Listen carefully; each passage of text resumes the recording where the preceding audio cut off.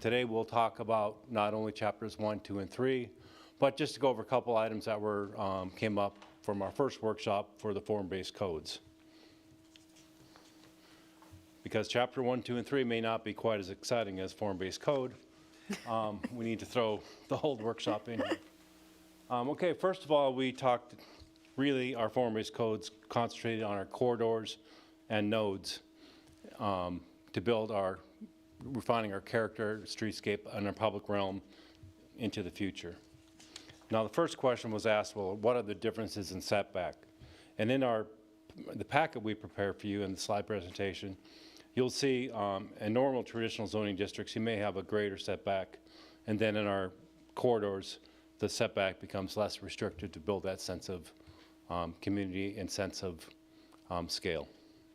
And that's provided to you to answer that specific question.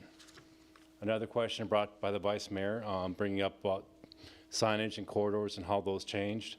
We'll address those with Chapter 11. We've moved all sign aspects of the code consolidated under one chapter, rather than where it was before scattered, probably 3 or 4 different parts of the code. So we'll consolidate that, along with the definitions for signs will all be in the same chapter. And the final question was, what are the changes in each, the corridors, the High Banks node, the Village Center, and the South 1792 with current and proposed in the code. And it is all presented to you in your packet and laid out more, not strategically, but in a consolidated manner. Much easier for you to see on this one chart. Now, Chapter 1 of the code is probably really our smallest or shortest part of the code. In the current LDC, the aspects of general provisions were fairly consolidated, but also spread out kind of amongst 2 chapters, Chapter 1 and Chapter 4 of the current code. And we've consolidated those all under one chapter.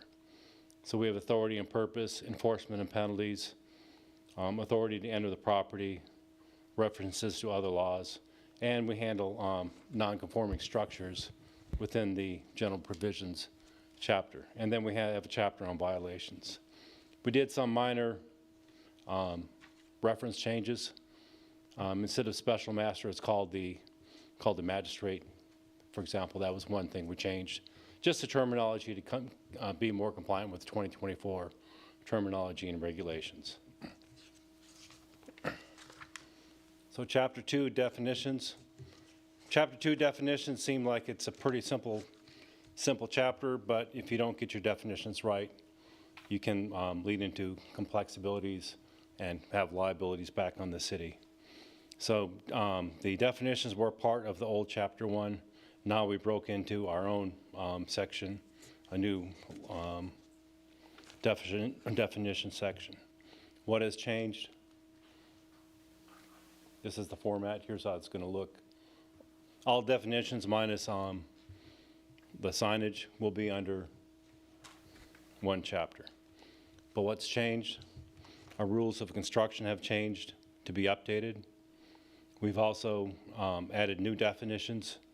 Instead of things like garage apartment, we will call them accessory dwelling units. That's a consistent term used in these days. Also, we've added live local definitions, and any definition in a live local act, which is not clearly defined by state, will be defined in this chapter. And also, moving forward, anything with a live local will have its own separate appendix in the current land development code and the new land development code. Also, there was a lot of redundant terms and some terms that were antiquated or no longer used in our land development code, but some reason were in our definitions, we removed them. We corrected and updated the state statute references because quite a few of them were out of date. We organized the,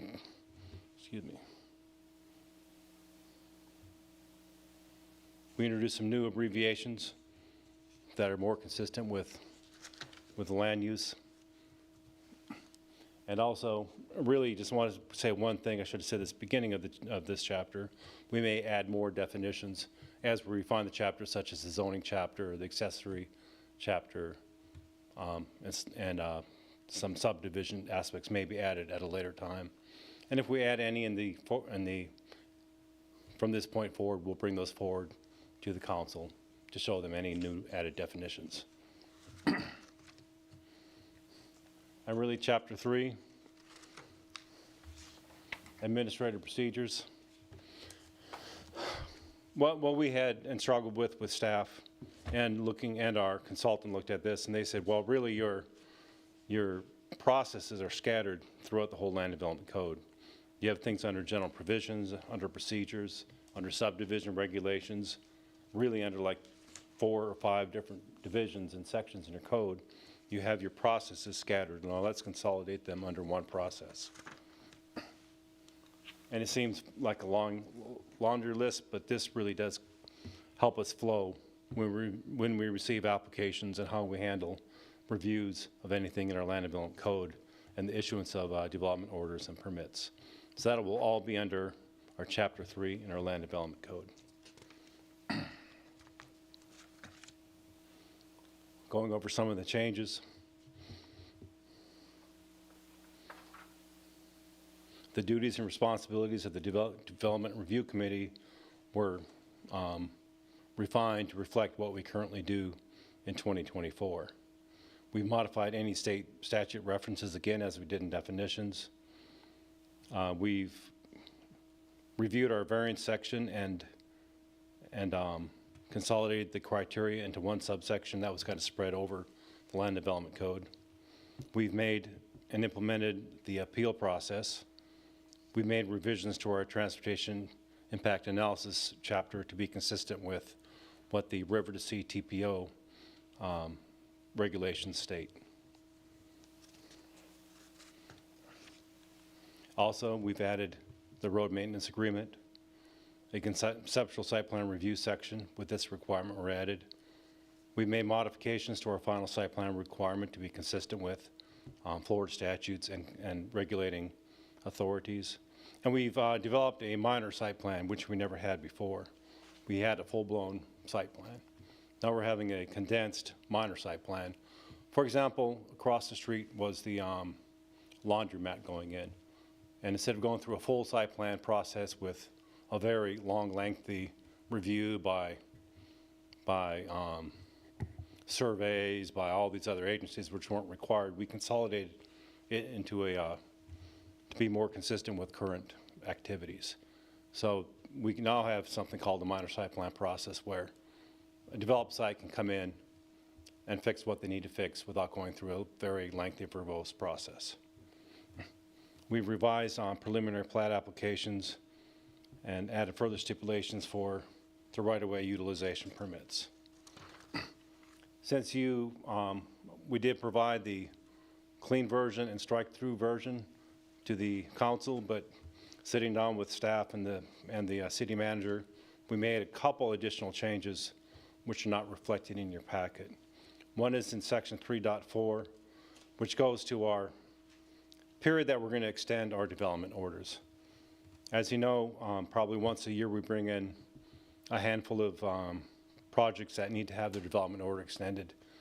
And what our current code stated is that the current period of extension will only be 360 days. In today's operating environment, we've seen that supply chain problems and the like usually lead to a longer developmental process. So what we recommend is extending the period of development order from 360 days to 720 days. Also, we've changed the notification process for rezonings to include surrounding property owners and any homeowners association that is within the notification limit. The old code did have a 1,000-foot limit, which was quite inconsistent with other jurisdictions. Initially, staff recommended a 300, but upon further review and looking at our really the lot layout and geography of DeBary, we've increased that to 500. So it went from 1,000 really to 500. And other things we changed since publication of your packet. For community meetings, which are meetings held to notify residents of an upcoming zoning change, we had it, that they need to be conducted 10 days prior to the first public hearing, but we also added the clause to be no more than 30 days. That way we can't have someone come in, give a presentation of a neighborhood, and then months and months and months and maybe years go by, then they start their project. This will ensure that we keep the memory of the proposed land use change fresh in the memory of the neighboring communities. Then under the pre-application process, we added the terminology to saying that the pre-application must be, the applicant must formally request a pre-application meeting to the city and be supplied and indicate this on a pre-application form. The form must be signed by the city manager, the growth management director, or the city engineer. Any casual or informative communication with staff shall not be determined as a pre-app. The problem we've been running into as staff is someone can come forward and say, well, I talked to Steve Bapp about this, or talked to Carmen, and so therefore this is approval for me to submit a packet, and therefore my clock starts. It's just, was convoluted. We didn't have an established process. So adding this terminology locks someone in. They need actual official recognition. They talk to the city staff. We provided the applicant with all the necessary documentation they would need to proceed forward with a subdivision, a site plan, or any other developmental project within the city. So those were the changes we made to Chapter 3. Oops, sorry, I didn't keep up with my slide presentation, but that's the 3 chapters. Seem pretty short, not quite as involved as form-based code, because these are things we were already doing within the land development code, but we're consolidating them, making them flow better, making them better for the user and the applicant or the citizen to apply for something, and make it easier for staff to administer. And also it updates really things like our definitions and things and references to be more consistent and updated with the recent Florida statutes or regulatory agency requirements that we have. So it's kind of a little bit dry, these 3 chapters, but really would like to hear any kind of council input or inquiries that we can probably dig into further and bring them back around to you. So. Okay, City Clerk, do we have any public participation? No, ma'am, we do not. Thank you. Questions or comments? Councilmember Sell. Does Tree City USA have any type of setback stipulations? I thought I remember hearing that from somebody in Port Orange because they were Tree City USA. Tree City USA would not influence setbacks in our land development code. No. I mean, it's a designation for taking certain acts to, preserve native woodlands and having things in your code that require replanting and replacement stock, but setback requirements, no. No. Doesn't impact our landscape buffering or any of the design requirements. It's a designation from an outside agency based on what we already do with our code. Okay. Or our processes, yeah. That's all I got. Thanks. All right. Councilmember Papalardo? I don't have any questions. I like the proposals that have been brought forth today. Thanks. Thank you. Councilmember Stevenson? I don't have any questions at this time either, but I do see, how this is getting a little bit better flow and connection. And with all you guys working on this, you have much more expertise in how the daily city workings go and with DRC and all the permits. And so I hope that by getting this streamlined and updated, that it'll make the process easier for businesses and investors, as well as more efficient and safer, better for the staff to work on as well. So thank you for all your efforts in this. Thank you. Vice Mayor Butland? I echo that Councilperson Stevenson said, but I want to thank you for dealing with such a chaotic land development code all these years that you guys have all worked here. I'm looking at it and going, why? That's all I can say is why. But I'm glad that we're doing this now. We're cleaning it up, and I already see it benefiting. But I can research and look at, it just flows a lot better. So thank you for that, and I apologize for all the years you had to work with what you did. I have a couple of comments. I do support the change in section 3.4 from 360 to 720. You may remember that cues us up every year to look and extend, but in the current environment, where we believe some kinds of developments may not be permitted in PUDs, it makes the PUD have a natural life where other projects could supplant it. And additionally, in some of our PUDs, we discovered down the road, the PUD was granted, they may have even gotten their extensions, but then the market will change or something will change, and they're like, we got our PUD, we can do this.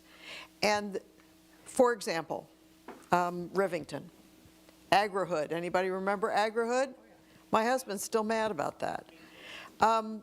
It was granted as a PUD because there was a presentation to the city. This is before any of us were on the dais.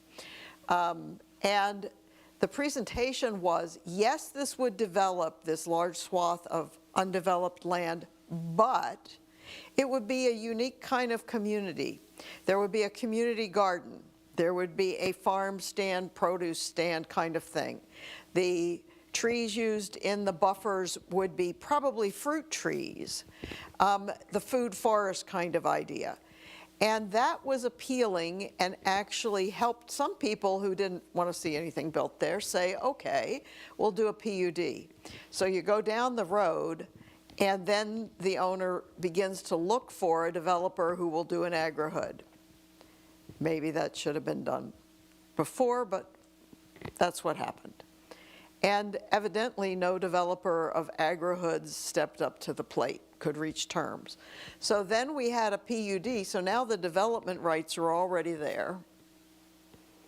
And the new developer, who has, in my observation, been very responsive and done some things that I do appreciate, like preserve the canopy along Fort Florida and embraced our idea about trails, et cetera. That was not what the community said, okay, we hate seeing this land developed, but an Agri-Hood, actually that might be of interest to us. So this is a long-winded way of saying I do support it up to not to exceed 720 days. I think that gives our staff the flexibility, though, to bring us back a renewal that is only for 360 days. Sometimes we have looked at a project and said, do we really want to tie this land up in something that just is never going to come to fruition? And by saying not to exceed, I support that language because I think that that preserves the flexibility for staff and the council to consider what is in the city's interest here in reference to the longevity of this PUD. Sometimes we have an interest in them having a longer life. Sometimes we may say a shorter life is better, and the not to exceed language is an appropriate amendment in my book. On the public notice, 500, 300, 500, 1,000. I was here when we did the 1,000, and I can tell you because I don't think any of you were on staff when this happened, and I doubt you went back and looked at the meetings. There were one or two instances where the notice distance left people who really would be impacted with no notice. And so that council did not feel bound by the fact that no other city has 1,000 feet and came up with 1,000 feet. I think I probably voted for it. For example, Dairy Queen. We all wanted Dairy Queen. My concern was when we got to the notice period for Dairy Queen, do you know who that property owner had to notice? The city for the pump station. It wasn't a distance that actually involved anybody who might be affected. I observed with the lake behind it, the change in zoning from commercial office, which is what it was prior, to fast food, would be a substantial change for those living on the other side of the lake. Because does sound carry on water? I would submit it does. Is there a difference in sounds and noise anticipated from a fast food drive-through versus an office that probably is open 8 to 5 with people that come and park and go inside? I would say yes. Summer nights, ball team, celebrating after the ball game. Is that noise going to carry over to those residents? And we didn't have a circumstance where we had any obligation for them to know about what was happening. That was the background for the 1,000 feet. 500 to me is a compromise. I still think there are circumstances like the one I told you about that was my concern, where 500 feet might not actually be ideal due to geography. So I am hopeful that there would still be the ability for us to give further notice. Now, I do understand that the 1,000 feet has been an onerous financial burden for people putting an ADU in their backyard who had to send out to, and they're in a denser part of our city where they had to send out, you know, registered return receipt letters to 100 people. That's a substantial burden. I just wanted to give you some of the background and my concern about proper notice for people who will be affected. Now, a rule has got to be the more appropriate distance than it is. But I wanted you to understand why there was 1,000 feet in there. It wasn't an accident. And there are parts of our city where it would be much more appropriate. So I just submit that to you for your consideration and thought. That is the historical reason behind the 1,000 feet. So I can live with 500 feet. I would love if we'd have the ability to, say, put up a sign or something that would be visible in the situation that I described, like across the. So what I did in the DRC process was to suggest that we have the plantings at the rear of that fast food property would be perhaps denser than normal as part of the consideration for rezoning to allow it. And you will see behind the Dairy Queen, there's an awful lot of trees and other kinds of vegetation that exist there.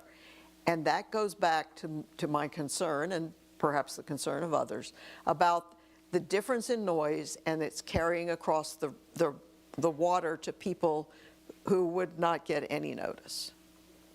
Long-winded, but perhaps that's helpful.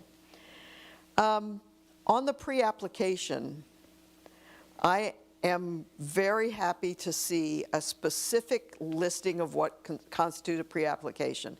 In the past, we did have a lawsuit where someone wanted to claim, they actually took us to court over it, wanted to claim that their meeting with staff was a pre-application process prior to us putting the moratorium on the TOD.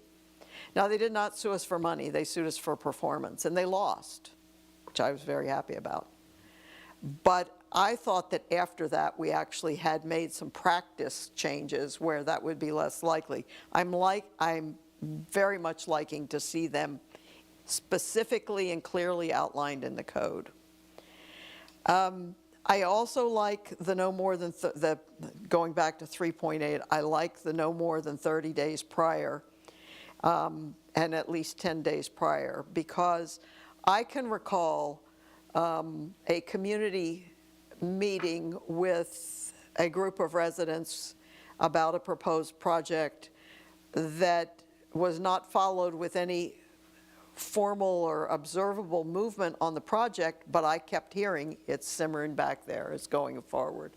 So I would want them to know that the fact you met with them back whenever doesn't cover when you're ready to move forward and you're coming forward with a clear ask of the council that you're meeting 6 months or a year ago when they yelled at you, and so you know where they stand, and you then have taken the ensuing time to bring your project together.